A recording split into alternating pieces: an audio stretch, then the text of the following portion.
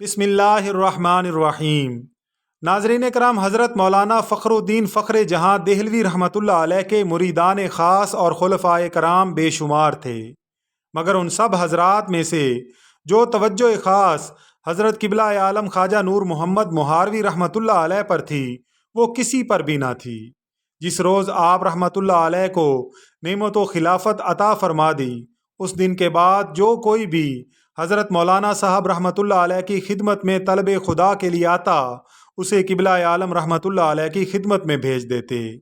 आप रहमतुल्लाह अलैह को खिलाफत देकर और महार शरीफ की तरफ रुखसत करने के बाद अक्सर ये हिंदी शेर पढ़ा करते थे कि तन मटके मन झेरना, सुरत बलोयों हार, मक्खन पंजाबी ले गया, छाछ पियो संसार।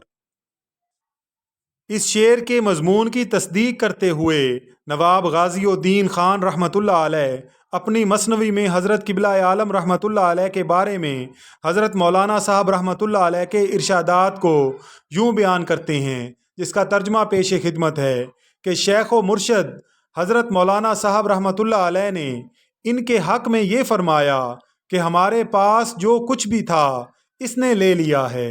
नीज़ उस दीन के बादशाह यानी हज़रत मौलाना साहब रहमतुल्लाह अलैह का ये इरशाद है कि ये इस ज़माने का कुतब है।